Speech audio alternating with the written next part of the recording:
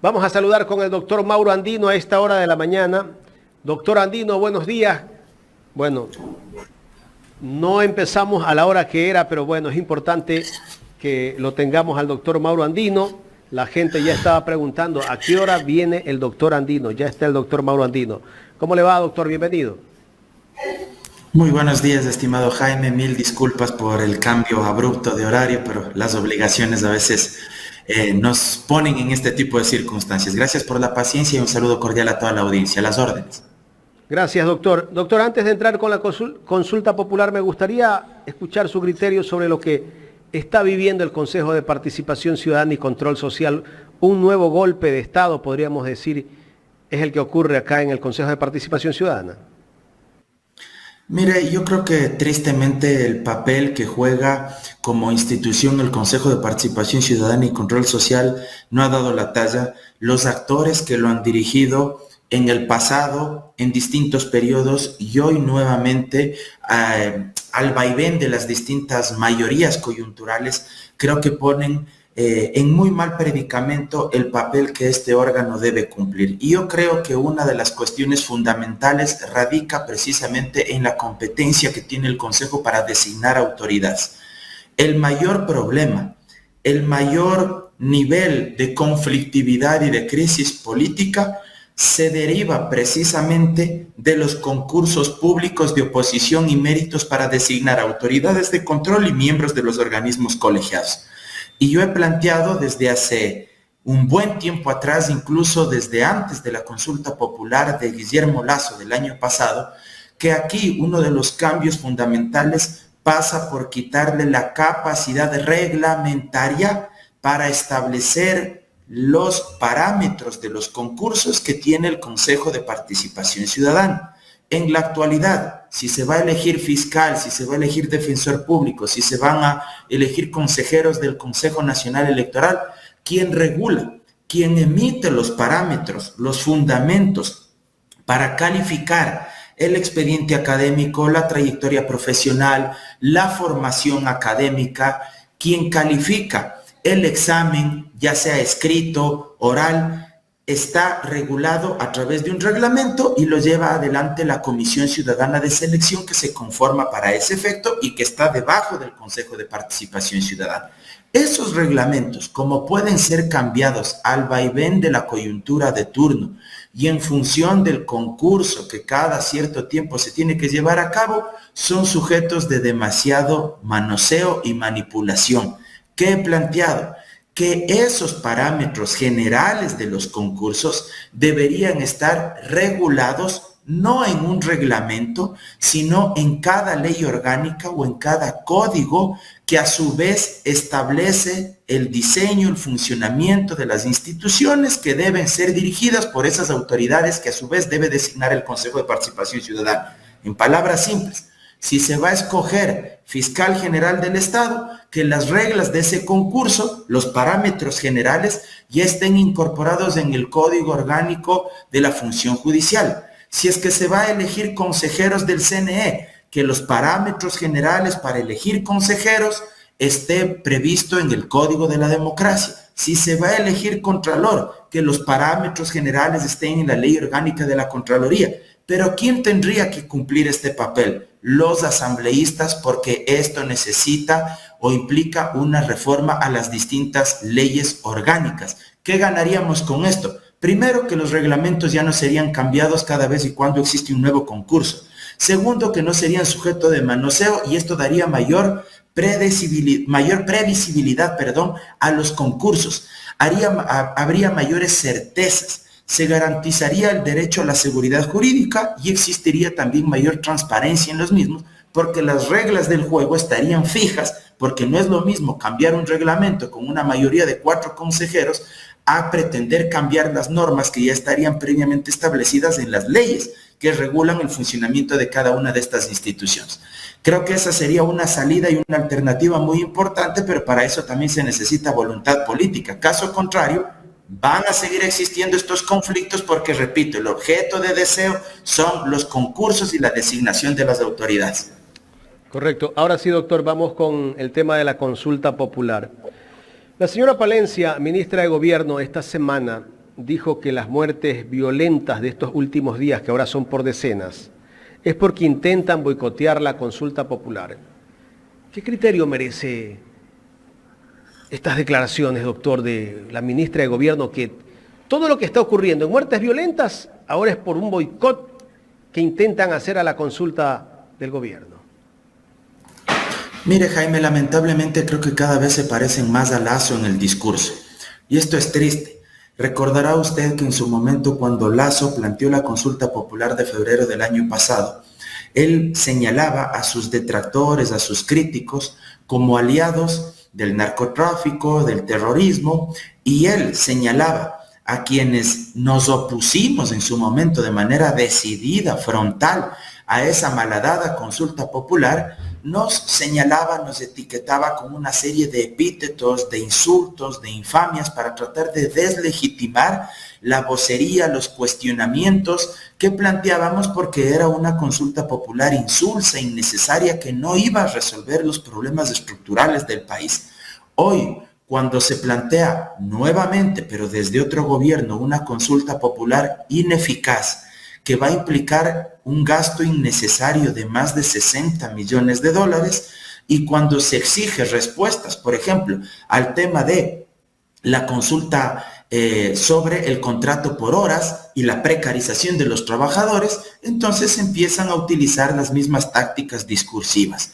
Narcotraficantes, terroristas, aliados de la delincuencia organizada, o ahora cuando se observa una serie de crímenes violentos porque nuevamente la ola delincuencial está en escalada, entonces se empieza a utilizar esta retórica de me quieren boicotear mi consulta y por eso es que empiezan a matar a la gente. Además, declaraciones absolutamente insensibles que adolecen de empatía con los familiares de las víctimas y con la ciudadanía en general, porque muy suelta la ministra Palencia dijo que ahora ya no matan de a uno, es decir, matan por docenas, y que eso de alguna manera tendría objetivos o motivaciones políticas, lo cual es, reitero, absolutamente insensible, irresponsable, y lo único que hace es alimentar este sentimiento de insatisfacción que creo yo la gente lo empieza a percibir cada vez de forma más latente, porque no se han solucionado los problemas de fondo y la militarización del Estado y de la sociedad en el mediano y largo plazo, como muchas veces lo habíamos dicho, no era la solución concreta a este problema. Doctor Mauro Andino, buenos días. Gustavo Jiménez le saluda. Bueno, entremos ahora a evaluar o analizar el tema de la consulta popular, que el 21 de abril los ecuatorianos estamos convocados a decidir. Pero aquí viene la primera pregunta importante. ¿Esta consulta popular es en respaldo al presidente de la República o es para respaldar al país? Gustavo, buenos días. Indudablemente esta consulta popular lo que busca es legitimar políticamente en el poder a Daniel Noboa. Esta consulta popular no tiene como objetivo resolver los problemas estructurales de la inseguridad, de la violencia criminal, de la delincuencia, no tiene como objetivo generar fuentes de empleo, dotar de salario y de trabajo digno para la clase trabajadora del país, en lo absoluto. Lo que busca, por un lado, es incrementar el músculo político, el capital social del presidente Daniel Noboa, construir una plataforma de posicionamiento electoral de cara al proceso de febrero del 2025 ante una potencial reelección, como él ya lo ha anunciado, y de otra parte tiene un objetivo que es probablemente aún más pernicioso y contraproducente con los intereses del pueblo ecuatoriano: constitucionalizar, legalizar la informalidad a través del contrato por horas. Es decir, que lo que hoy ya vive un gran sector del pueblo ecuatoriano, que es el trabajo informal o el subempleo, ahora se legalice a través de una figura denominada contrato por horas, que en la práctica va a condenar, va a esclavizar a las nuevas generaciones que se incorporen en el mercado laboral cuando decidan acceder a su primer, segundo o tercer trabajo. ¿Por qué? Porque la gran mayoría de empleadores van a preferir, van a escoger darles un contrato por horas antes que firmar un contrato a tiempo indefinido. Eso es lo que va a suceder en la práctica. Y lo más grave, se va a condicionar también la estabilidad laboral de aquellos trabajadores que ya gozan de un contrato de trabajo indefinido luego de haber pasado el periodo de prueba de 90 días, porque nadie garantiza que al siguiente día de aprobada esta enmienda constitucional se decida despedir intempestivamente a esos trabajadores para reemplazarlos por mano de obra sujeta a la modalidad del contrato por horas. No hay ninguna garantía. Si en la actualidad se producen una serie de despidos intempestivos, más de 80,000 actas de finiquito se han registrado en el Ministerio del Trabajo como consecuencia de terminaciones laborales entre empleador y obrero durante estos primeros meses del año 2024. Estas actas han sido registradas, contabilizadas en el Ministerio del Trabajo. Y porque además, en el anexo de esa pregunta, se establece que para regular el contrato por horas, quien lo hará será el Ministerio del Trabajo a través de acuerdos ministeriales que los expedirá en un plazo de 30 días desde que esta enmienda sea aprobada. Eso es en el fondo lo que busca el gobierno nacional. No solucionar los grandes problemas, sino, repito, por un lado, legitimarse políticamente y de otra parte, favorecer a los grandes sectores empresariales en desmedro de los trabajadores, no apoyar a los medianos y pequeños emprendedores, a las pymes, que es a donde se debería apuntar, sino favorecer a los grandes para que los trabajadores cada vez se vean más subsumidos a esa relación de poder en la que viven constantemente versus el empleador que con una simple amenaza les podría decir: verás que estás con contrato por horas, yo cualquier momento te puedo dar por terminado y te vas a la casa. Pero dentro de esta consulta existen preguntas que difícilmente la población va a poder descifrarlas con tan corto tiempo, porque seguramente no todos tienen la disponibilidad de poder leer las enmiendas, ¿verdad? Pero, por ejemplo, en tema de reforma parcial a la Constitución, la pregunta A, que promueve un poco esto de que se quiere defender el derecho de la tranquilidad y la paz, dice que ¿está usted de acuerdo con que se permite el apoyo complementario de las Fuerzas Armadas en las funciones de la Policía Nacional para combatir el crimen organizado, reformando parcialmente la Constitución de conformidad con lo previsto en el anexo 1? La pregunta es, esta reforma que pretende hacerse con esta pregunta, ¿no tiene que pasar por la Asamblea igual, de igual manera? Gustavo, efectivamente ya sucedió esto que usted está planteando. Ya pasó el trámite parlamentario porque esta pregunta no es planteada por Daniel Noboa, sino que es resultado de la propuesta de Guillermo Lasso cuando él era presidente de la República. Él quiso que este tema de Fuerzas Armadas, para que colabore y contribuya de manera permanente en el mantenimiento de la seguridad y del orden interno junto a la Policía Nacional, se someta a referéndum vía enmienda constitucional en las elecciones de febrero del año pasado. Lo que sucedió es que la Corte Constitucional en ese momento le dijo a Lasso que no procedía vía enmienda, sino que la vía era reforma parcial. Y al ser reforma parcial, primero tenía que tramitarse en el órgano legislativo, es decir, en la Asamblea Nacional, mediante 2 debates, y si en el segundo debate se aprobaba con mayoría absoluta, es decir, al menos 70 votos, como al final sucedió, eso que fue aprobado se somete a consideración del pueblo para que se pronuncie a favor o en contra a través de un referéndum. Y ahí está el resultado de ese pronunciamiento de la Asamblea. Esta primera pregunta se refiere a eso. Lo que aquí hay que tomar en consideración es que en el anexo usted podría pensar que lo que se busca es que los militares salgan a las calles de manera permanente sin que sea necesario la declaratoria de un estado de excepción, como actualmente la Constitución sí lo exige.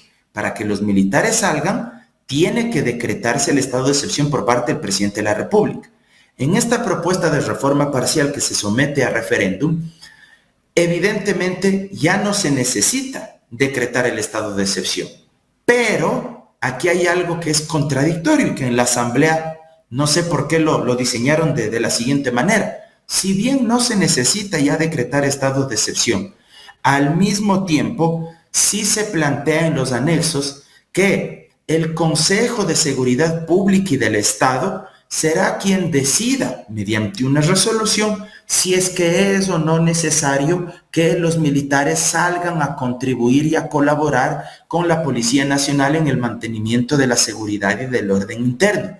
Pero que esta resolución del Consejo de Seguridad Pública será resultado de un pedido del presidente de la República y del comandante general de la policía, pero que ante esta resolución del COSEPE sí deberá pronunciarse también la Corte Constitucional a través de un control en esta materia para verificar que efectivamente esa resolución está debidamente motivada y que las condiciones, las circunstancias se adecúan a lo que exige la Constitución y esta reforma parcial que se está planteando, porque a lo que apunta es básicamente a tratar de perseguir determinados delitos, narcotráfico, delincuencia organizada, lavado de activos, sicariatos, etcétera, extorsión, ¿sí? Y de forma paralela también se plantea que la Asamblea podrá hacer control político sobre esta resolución, lo cual, repito, viene a ser bastante contradictorio porque eso de alguna manera existe igual en la actualidad, solo que en la actualidad se saca a los militares a través de estado de excepción y también la Corte hace un control constitucional y también la Asamblea puede hacer un control político sobre eso. Ahora a quien se le involucre es al COSEPE y a través de una resolución, pero estos otros órganos igual pueden intervenir en lo posterior haciendo un control constitucional y político sobre esa declaratoria de necesidad de que salgan los militares a las calles. Doctor Andino, vamos con la pregunta B, que dice lo siguiente. ¿Está usted de acuerdo con permitir la extradición de ecuatorianos con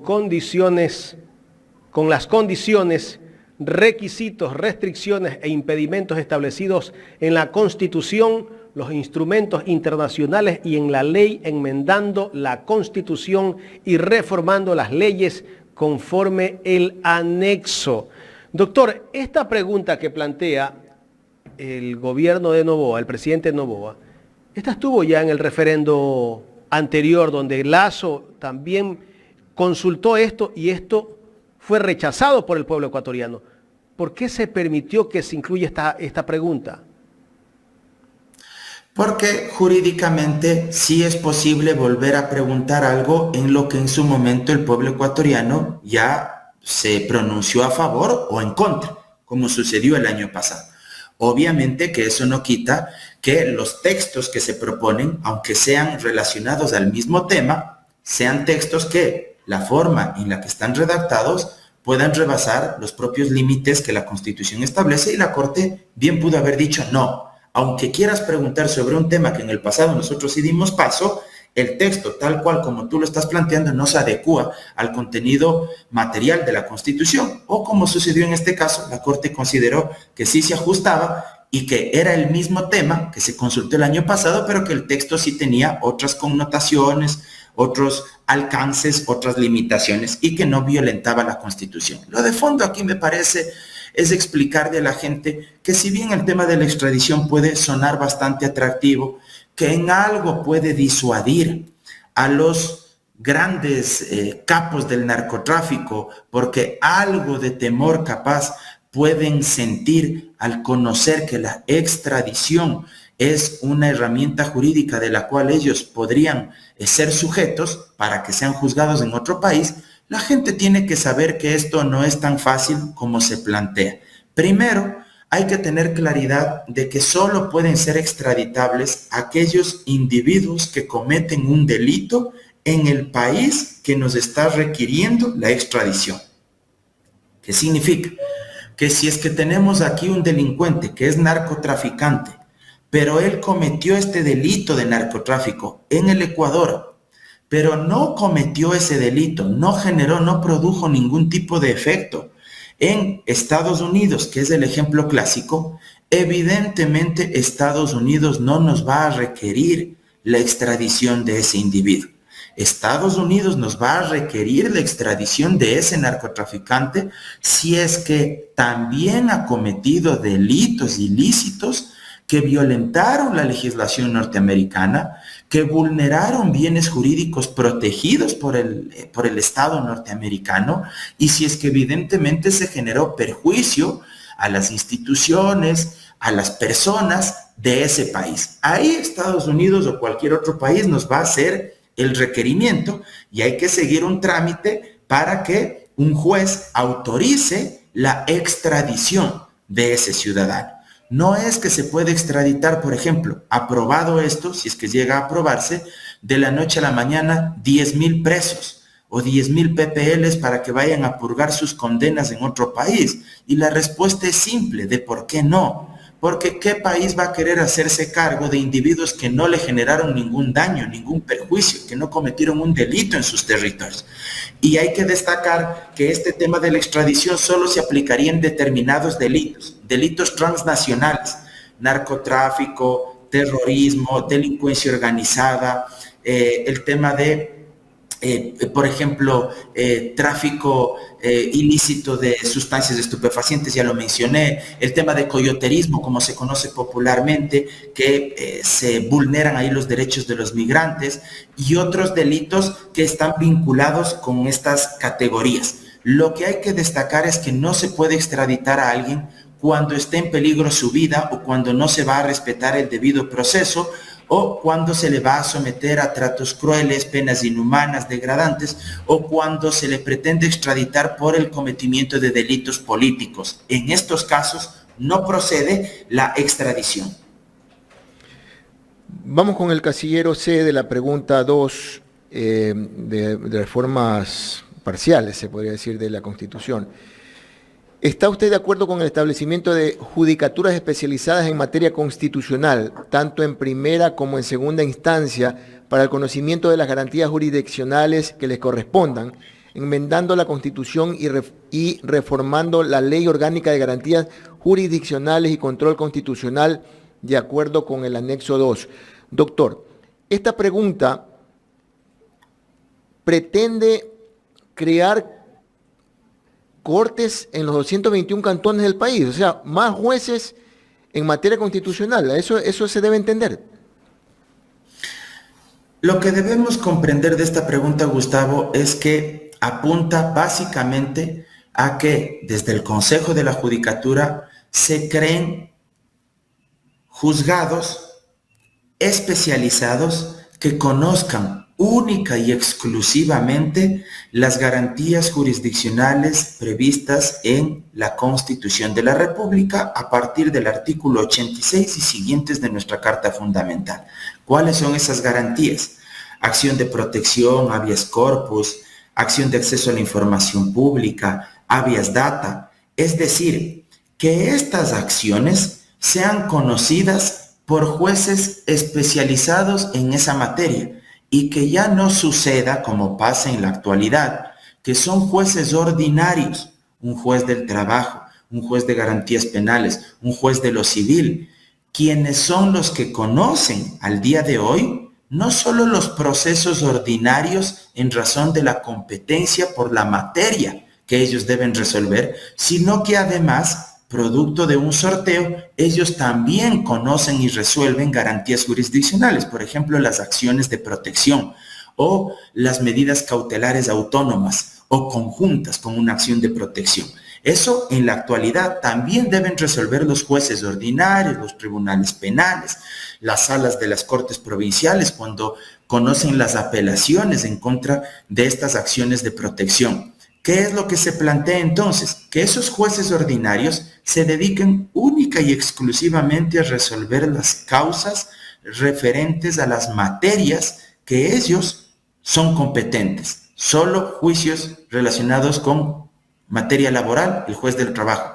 Solo juicios relacionados con el ámbito civil, el juez de lo civil. Solo juicios penales relacionados con esa materia, el juez de garantías penales. Y que exista de forma paralela jueces especializados en el tema constitucional y que se pueda apelar ante salas igual especializadas en materia constitucional en las Cortes provinciales.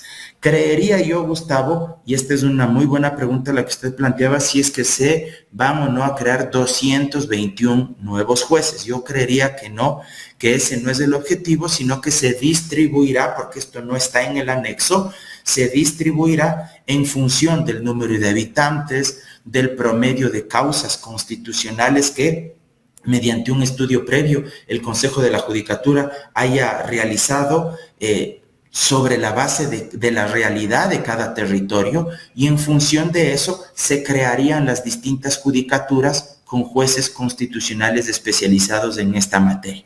Eso sí, sería muy importante, si es que esto llega a aprobarse, que se llame a un concurso público de oposición y méritos para designar a los mejores hombres y mujeres que vayan a desempeñar estos cargos, que no se vaya a complementar o a rellenar estos espacios con funcionarios de las otras judicaturas. No tengo nada en contra de ellos, sino que la idea es especializar, pues, la resolución de las causas. Y si usted va a sacar funcionarios de otras judicaturas que no son especialistas en materia constitucional, sino en otros campos, evidentemente no vamos a resolver nada, pues. La idea es que se puedan incorporar especialistas en materia constitucional que se dediquen 100% solo al tema constitucional. Y cierro con esto, porque uno de los grandes problemas y de las enormes críticas que se han hecho, ustedes recordarán, Gustavo, ¿cuál es? Que las garantías constitucionales se han prostituido, que se han desnaturalizado, que se han otorgado habeas corpus, acciones de protección al que es y al que no es, que ha existido mucha ignorancia, muy mala aplicación de la ley, que ha existido corrupción. Bueno, ahora se pretende de alguna manera atacar a esos problemas teniendo jueces especializados que solo se encarguen de resolver ese tipo de procesos. Una repregunta sobre esto. Usted bien lo ha definido. Porque la pregunta no dice, si se llegan a aprobar, cómo se van a escoger estos jueces. Entonces, ¿en manos de quién quedaría esto luego de llegarse a aprobar?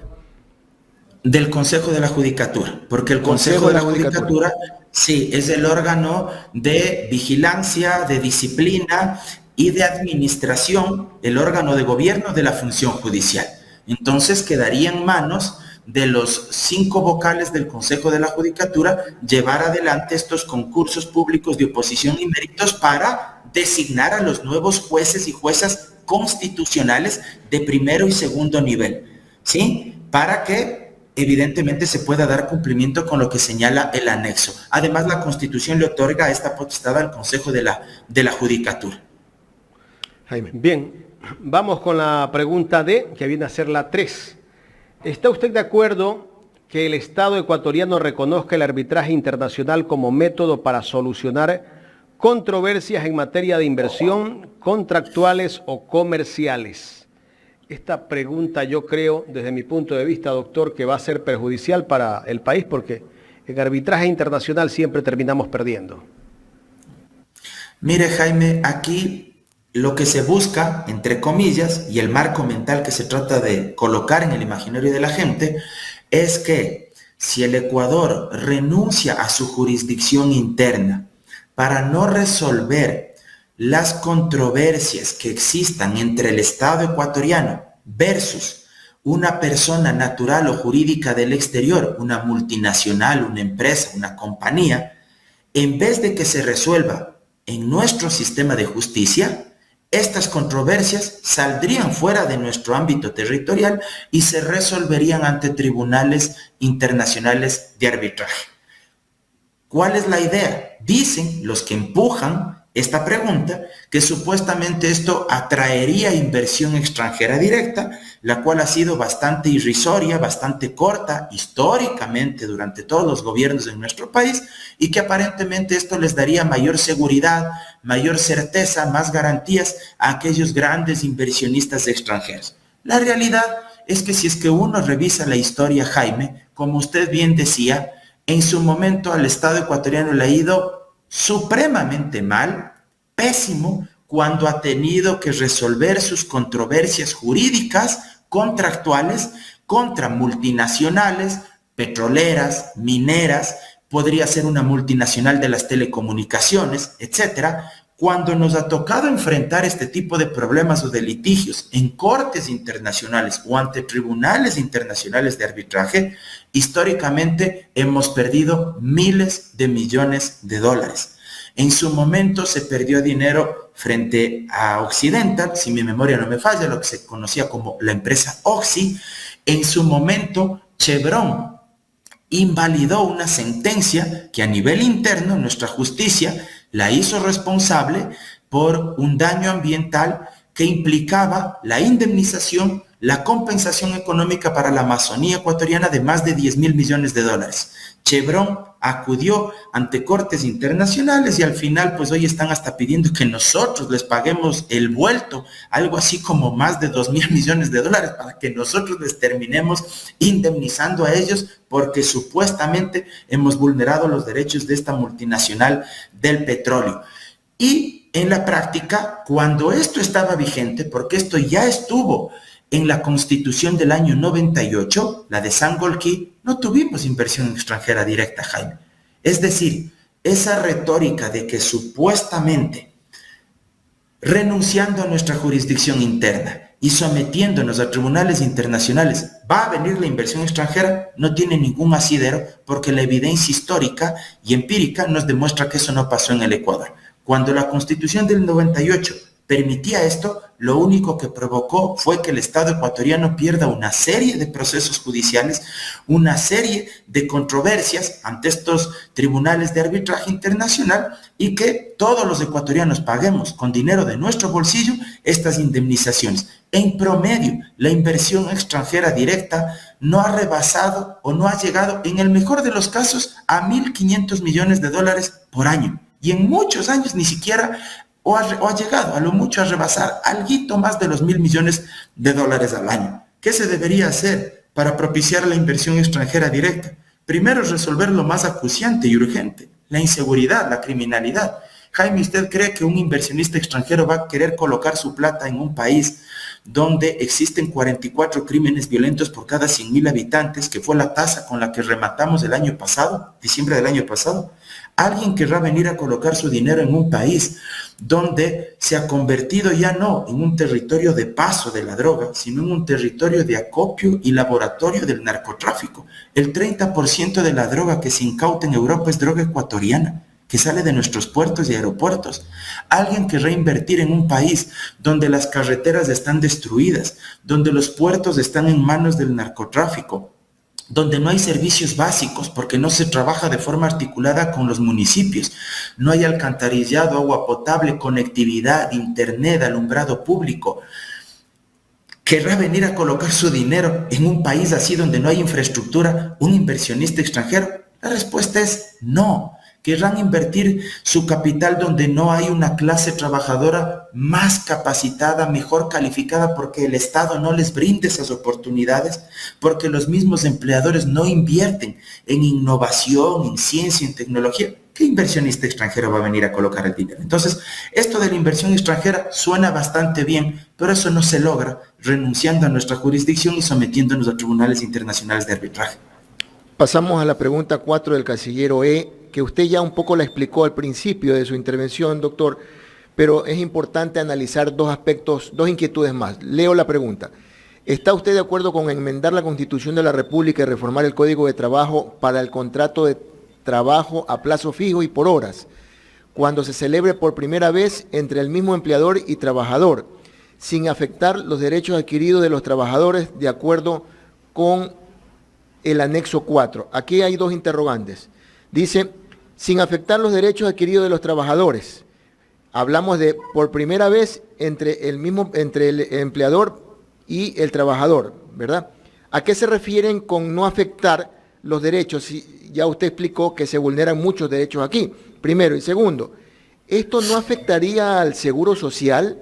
Porque también tendría que reformarse la ley de seguridad social. Mira, Gustavo, solo esta pregunta nos tomaría un programa entero, pero voy a intentar ser lo más concreto posible. Esta pregunta, desde mi modesto criterio, es la más perniciosa y la más embustera del paquete de 11 interrogantes que se someten al pueblo ecuatoriano. Esta pregunta no garantiza, y yo invito a que revisen el anexo de esta pregunta. La papeleta está colgada en formato digital en la página web del Consejo Nacional Electoral. Si usted no me cree lo que yo le estoy diciendo, amigo que nos está mirando este momento, descárguese de la página del Consejo Nacional Electoral. Revise el reverso de la papeleta. Y en los anexos, en ninguna parte se garantiza lo siguiente. Primero, no está establecida la metodología de cálculo para pagar el valor de hora trabajada. En un primer momento, la ministra de Trabajo habló de $2.80, luego dijo $3, luego dijo $3.20, luego dijo $3.80. En la práctica, parece esto una tómbola, un juego, una ruleta, donde no se sabe cuál mismo va a ser el valor de la hora que se pagará a cada trabajador de este país. Luego, el tema de los despidos intempestivos. No hay ninguna garantía para proteger al trabajador que actualmente tiene un contrato a tiempo indefinido. ¿Qué podría suceder? Se aprueba el contrato por horas y tranquilamente podría ser despedido y podría ser reemplazado por alguien que en su necesidad y en su desesperación acceda a una modalidad de trabajo por horas, porque no le queda de otra, porque no tiene otra alternativa. Luego, el tema de la seguridad social. No se dice nada en el anexo de cuánto será el aporte del empleador y cuál será el aporte del trabajador para garantizar la afiliación a la seguridad social. Aquí, por ejemplo, se va a perjudicar aún más a la caja fiscal del IES, porque el IES ¿de qué se alimenta? El IES se alimenta de los afiliados en función de los trabajos formales que se van registrando. A mayor formalidad, a mayor regularización del trabajo, mayores ingresos, porque la caja fiscal del IES se nutre de los aportes patronales y de los aportes de los trabajadores. Si es que tenemos una gran cantidad de trabajadores informales que ahora pasarían a tener contratos por horas, ese aporte va a ser supremamente irrisorio. Y la caja del IES no va a tener los recursos suficientes para poder cubrir con todos los servicios que tiene que entregar a cada uno de los usuarios y de los afiliados. Porque además va a suceder, y este es otro problema, que los nuevos trabajadores que se incorporen al mercado laboral, lo más seguro es que les ofrezcan un contrato por horas. ¿Por qué? Se preguntará mucha gente. La reflexión es simple. ¿Ustedes creen que un empleador, teniendo las dos opciones, o le doy un contrato a prueba de hasta 90 días y pasa del día 90 y automáticamente accede a un contrato a tiempo indefinido, o tengo la siguiente opción, que es solo darle un contrato por horas, con el cual me ahorro recursos, tengo menos compromisos jurídicos, la relación de dependencia no es tan rígida? ¿Qué escogería yo? Es indudable que ese empleador va a preferir el contrato por horas. Entonces, va a existir una migración masiva a esa modalidad de trabajo y el IES va a tener menos recursos económicos. Vamos a otro problema. Ninguna parte del anexo garantiza el pago de horas extras suplementarias bajo la modalidad del contrato por horas. ¿Qué pasaría si es que un trabajador tiene un contrato por horas de 8 a 12 de la noche, de lunes a viernes? ¿Le van a pagar el mismo valor de la hora trabajada como si fuera en la jornada normal? ¿Qué pasa si es un contrato por horas fin de semana, feriado, vacaciones? ¿Cómo se van a contabilizar el pago de las vacaciones? Si es que un trabajador, por ejemplo, ya pasa de un año, en la actualidad tiene derecho a vacaciones. Eso dice el Código del Trabajo.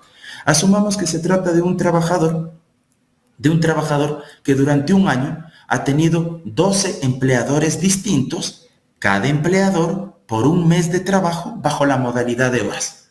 Pasó el año de trabajo. ¿Cómo se va a calcular y quién le va a pagar el tema de las vacaciones? ¿A quién le hace efectivo su derecho a vacaciones? A los 12 empleadores que tuvo durante el año, y eso asumiendo que fueron 12 de un empleador por mes bajo la modalidad de horas. ¿Cómo vamos a garantizar el pago de décimos o los proporcionales a los que actualmente tiene derecho un trabajador?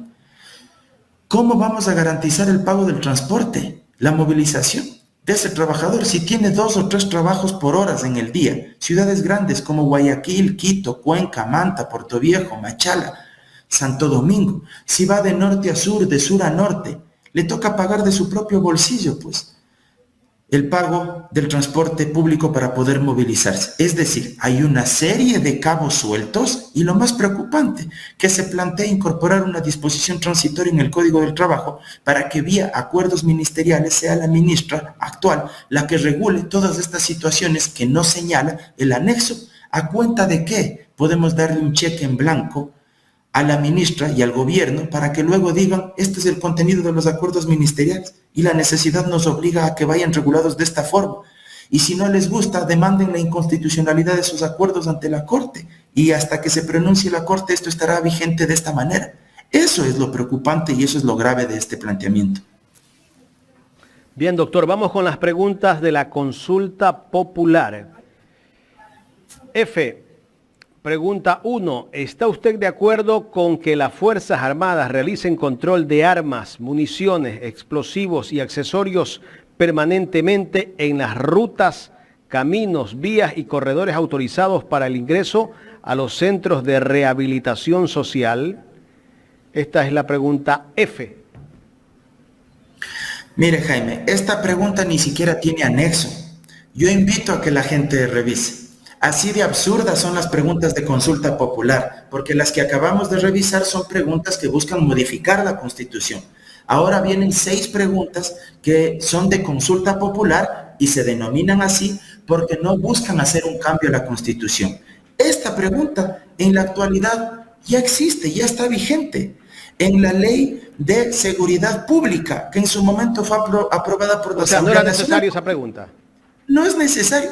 Tan innecesaria e ineficaz es esa pregunta que yo invito a que la gente revise el reverso de la papeleta y van a ver que solo hay considerandos y no hay un anexo, porque no se propone reformar absolutamente nada, porque eso ya está vigente. Por eso es que ustedes habrán visto que los militares ya realizan controles en los exteriores, por ejemplo, de los centros de rehabilitación social, para evitar el ingreso de armas, de municiones, de explosivos, y porque los militares ya cumplen con esta tarea porque la misma Ley de Seguridad Pública ya lo señala. Ahora lo que de alguna manera se hace es cambiar por ahí o incorporar algunas palabritas en la pregunta, pero no se incorpora ningún anexo donde se diga se reformará tal artículo o se enviará un proyecto de ley. Es algo así como una pregunta, una verdad de sentido común, de perogrullo, que la gente va a decir, no, pues eso es evidente, o sea, sí quiero que hagan eso las Fuerzas Armadas. Para eso no se necesita ninguna reforma y por eso es que no hay ningún anexo. Continuamos con la pregunta 2 de la consulta popular en el casillero G. ¿Está usted de acuerdo con que se incrementen las penas de los delitos de terrorismo y su financiación, producción y tráfico ilícito de sustancias catalogadas sujetas de fiscalización, delincuencia organizada, asesinato, sicariato, trata de personas, secuestro extorsivo, tráfico de armas, lavado de activos, actividad ilícita de recursos mineros, reformando el Código Orgánico Integral Penal conforme al anexo de la pregunta? Aquí sí hay un anexo y también se habla de una reforma, doctor, lo que significa que esto debe ir a manos de la Asamblea, pero esta pregunta pretende llenar más las cárceles de culpables. Permítame hacer un solo paquete de las 5 preguntas que se vienen a continuación, incluida esta, ¿sí? Las 5 preguntas son tan absurdas, ¿por qué? Porque si es que el presidente quería que se hagan reformas al Código Orgánico Integral Penal y a la propia Ley de Extinción de Dominio, debió haber propuesto en los anexos de estas preguntas los artículos que él quisiera que se incorporen directamente sin necesidad de que pase por el trámite parlamentario. Es decir, sin necesidad de enviar proyectos de ley a la Asamblea, sino que, si es que la gente le dice sí a esas preguntas, se incorpore al COIP o a la Ley de Extinción de Dominio y la reforma, se publique en el registro oficial y automáticamente entre en vigencia. Porque el objetivo de una consulta, cuando se busca hacer reformas legislativas, ¿cuál es? Evitarse precisamente el procedimiento legislativo que la ley exige. Evitarse el trámite ante la Asamblea y que sea el pueblo el que directamente apruebe esos textos. Pero da la casualidad, y es tan incoherente que en estas 5 preguntas, incluida la que usted me pregunta, Gustavo, señala en el anexo que en el plazo de 5 días, desde que se apruebe esta pregunta, el presidente enviará un proyecto de ley para que a su vez la Asamblea Nacional lo apruebe en un plazo de 60 días. Y no sabemos el contenido de ese proyecto de ley, solo sabemos a breves rasgos lo que se pregunta, pero no el contenido específico que iría en esa reforma, porque además quedamos una vez más a expensas de lo que la Asamblea Nacional, si bien es de cumplimiento obligatorio lo de la consulta, pero también es verdad que al final del día se necesitarán también los votos para que en la Asamblea se aprueben los proyectos de ley que el presidente Noboa tendría que enviar a la Asamblea. Y sobre esta pregunta puntual, es populismo penal puro y duro. Suena bien incrementar las penas, suena bien la mano dura, pero en la práctica eso no resuelve los problemas de inseguridad.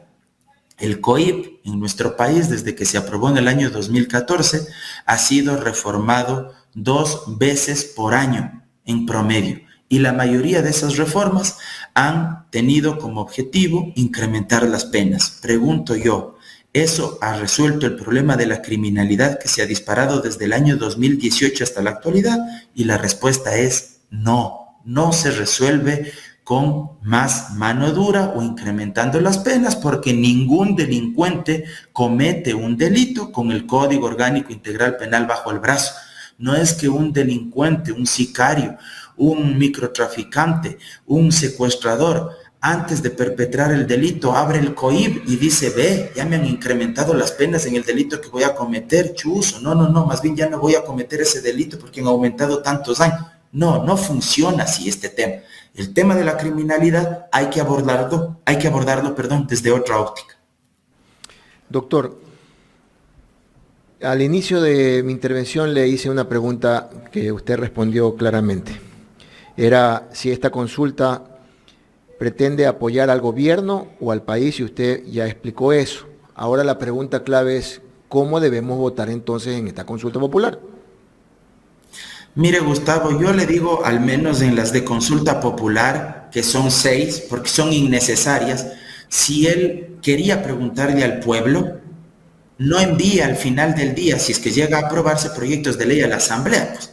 O sea, si es que él quiere hacer lo que la gente decide en las urnas, incorpore directamente las normas que entrarían en vigencia en el COIP o en la Ley de Extinción de Dominio.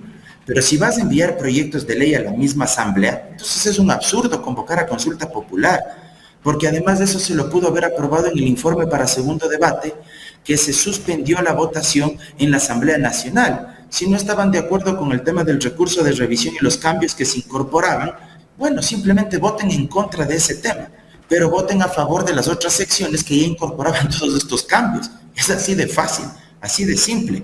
Yo al menos en esas 6 preguntas votaré no, pero fundamentalmente votaré no en las preguntas relacionadas con el contrato por horas, porque eso va a precarizar, esclavizar a los trabajadores y porque no es la vía para generar empleo digno. Y votaré no en la pregunta relacionada con los tribunales de arbitraje internacional. Si se quiere generar empleo en este país, deben apoyar a las medianas y pequeñas pymes con acceso a crédito productivo a través de la banca pública, a través de la banca privada, deben refinanciar de las deudas que tienen con ambos sectores, banca pública y banca privada también, deben capacitar a la clase trabajadora, se debe invertir en ciencia, en innovación, en tecnología, es decir, hay que hacer otras acciones, ejecutar otras medidas, otras políticas que permitan en la práctica generar empleo y salario digno. Doctor, ¿usted no cree que se debería votar todo no para evitar la confusión? Porque recordemos que son 11 preguntas, están en letras. Desde mi punto de vista, ¿no? Yo pienso que deberíamos votar no. Yo voy a votar no en todas las 11 preguntas. Porque algunas personas dicen en las primeras 4 sí, en las primeras 4 no. Bueno, en fin, tienen posiciones y posiciones, ¿no? Vea, Jaime, tal vez por mi formación como abogado, en la única que yo votaría que sí es en la relacionada con el tema de la justicia constitucional, ¿sí? porque creo que sí han existido un montón de problemas en ese ámbito y sí se han desnaturalizado las garantías jurisdiccionales. Pero evidentemente, desde un punto de vista estratégico también, y dado que son 11 preguntas y que no existen espacios como estos, que ustedes gentilmente me brindan a mí para poder analizar, vea cuánto nos ha tomado analizar un poco más de la mitad de las preguntas, pero no todas, y no al detalle. Pero como no hay este tipo de espacios, indudablemente, pues yo creo que muchas personas, para que no se dejen engañar, deberían votar que no en esta consulta popular, sobre todo porque les quieren meter gato por liebre con el tema del contrato por horas. Y no piensen de manera egoísta. ¿A qué me refiero? En que esto no me va a afectar a mí porque yo sí tengo un contrato a tiempo indefinido. Y como les va a afectar a los que vendrán, entonces a mí no me importa. No, piensen sus hijos, piensen sus hermanos, piensen sus nietos, si es que llegamos a tener la suerte de tener esa posibilidad en la vida. Piensen los que vendrán. Ellos necesitan también, por ejemplo, ser sujetos de crédito, Jaime. Si tiene un contrato por horas, jamás le van a dar un crédito en la banca pública, en la banca privada. Si actualmente no le dan doctor, pues un crédito. Hay gente que dice, y que está en el chat, entra y opina, dicen que en Estados Unidos, en Europa, está el contrato por horas. Es cierto, allá tú ganas por horas, pero ¿cuánto te pagan por la hora de trabajo? Allá una hora de trabajo no deja de recibir una persona que recién empieza en un trabajo, yo creo que $12, $15, y hay gente que gana hasta $50 por hora. Mire, Jaime, en Estados Unidos aproximadamente la hora de trabajo en promedio se paga $17. Hay estados como Washington, la capital norteamericana, $17 se paga la hora trabajada, sin perjuicio de algo adicional, que hay determinadas actividades o ramas laborales que perciben una mayor remuneración económica por cada hora trabajada. Por ejemplo, en el ámbito de la construcción, un albañil, que es un trabajo muy digno, muy decente, muy honrado, puede llegar a cobrar entre 30 a $35 la hora trabajada. Entonces, si me van a poner de ejemplo, si me van a poner de ejemplo Estados Unidos, entonces pónganme el ejemplo completo. Y allá en Estados Unidos tenemos una élite empresarial industrial que sí apoya pues a los medianos y pequeños emprendedores, que apoya también la innovación, la ciencia y la tecnología. En Estados Unidos existe lo que comúnmente se conoce como los capitales de riesgo. ¿Qué son los capitales de riesgo? Gente que tiene mucho dinero. Si es que usted tiene una idea brillante, Jaime, en materia de innovación, de ciencia, de tecnología, ese gran empresario le apoya a usted y le da el capital. Y por eso se llama capital de riesgo, porque su idea en un inicio no deja de ser eso, una gran idea, pero no sabemos todavía si es que llegará o no a tener éxito en términos de rentabilidad económica. Pero los empresarios allá le apoyan y le dicen, yo te voy a poner el capital porque tu idea me agrada. Y si es que da resultado, tenemos utilidades o rentabilidades compartidas. Aquí ni en el banco le quieren dar pues un crédito productivo. Máximo le dan crédito de consumo para un carrito o para la tarjeta de crédito, pero crédito productivo jamás porque no les gusta arriesgar. Peor, que existan capitales de riesgo que nazcan por la voluntad propia de los grandes sectores empresariales o industriales de ellos. Aquí tenemos élites rentistas que los que les gusta, por ejemplo, es importar. Importan productos, no producen, no le dan valor agregado a las materias primas porque no tenemos una élite industrializada, sino una élite importadora y revende esos productos a mayor precio en el mercado. Por eso les duele tanto cuando a veces se quiere poner aranceles a las importaciones. ¿Qué más? Por ejemplo, allá en Estados Unidos o en Europa, el Estado invierte mucho en ciencia, en innovación y en tecnología, pero también invierte mucho en la capacitación de la clase trabajadora. Usted quiere tener una mejor mano de obra, capacite pues a los trabajadores para que produzcan más y mejor, y esa producción evidentemente sirva para colocar más productos en el mercado, vender más y evidentemente poder tener una mayor rentabilidad. Y el acceso a crédito, eso es clave. Así se generan fuentes de empleo. En Inglaterra, ¿cuánto pagan el valor de hora? En promedio, $15 el valor de hora trabajada. Desde mediados de este año se establece ese valor en Inglaterra. Entonces no me vengan a decir que como allá se paga por horas, entonces acá también hay que pagar, pero acá se quiere pagar a 3.80. Y en el tema de seguridad social allá se cumple, ¿no? Acá tal vez si vamos al contrato por hora no pasa lo mismo.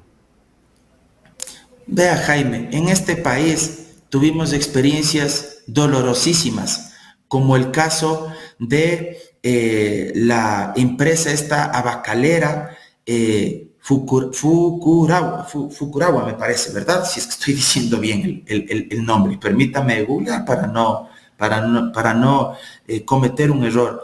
Ahí durante algo más de 40 años, Furukawa, la empresa Furukawa, sí, perdón, pido mil disculpas, la empresa Furukawa, durante algo más de 40 años se explotó a los trabajadores de esa empresa, acá en el país.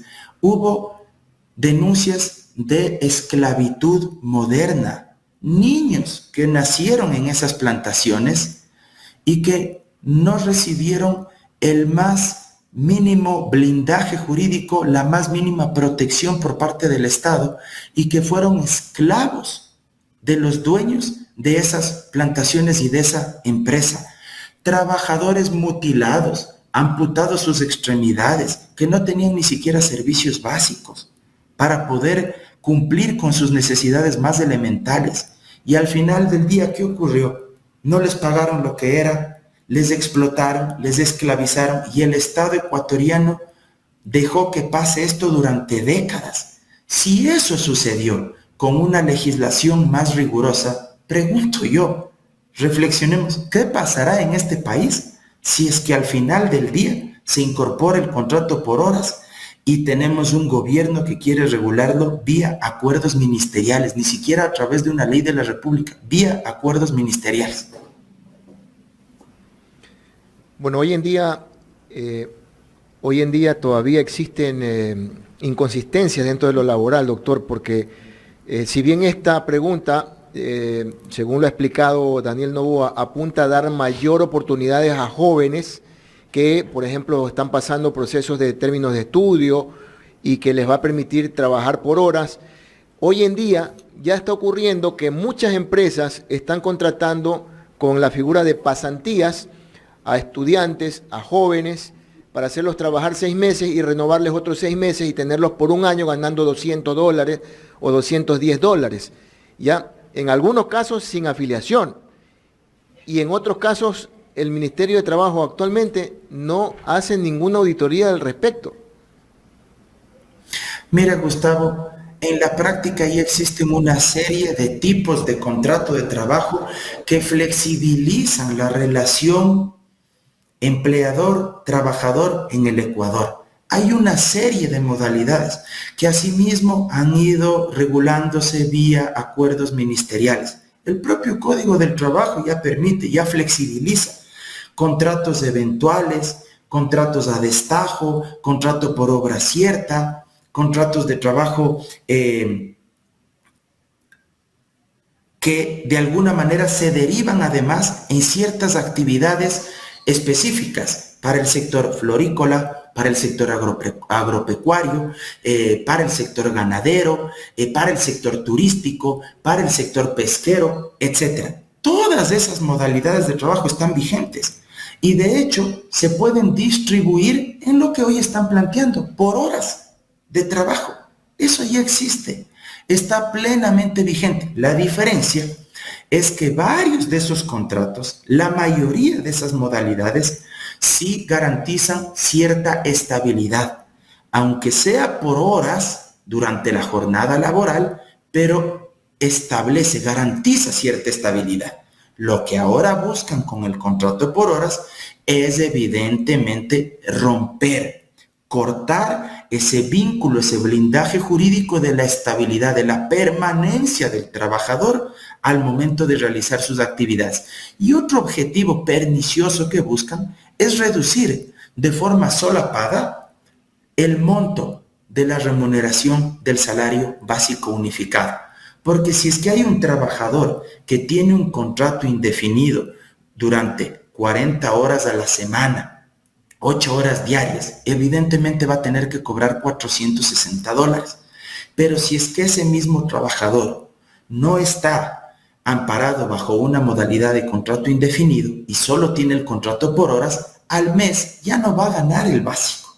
Entonces lo que van a hacer es, de forma muy astuta, reducir a la mitad probablemente ese salario básico, porque solo van a pagar por horas y obviamente la cantidad que van a tener que retribuir a ese trabajador va a ser inferior.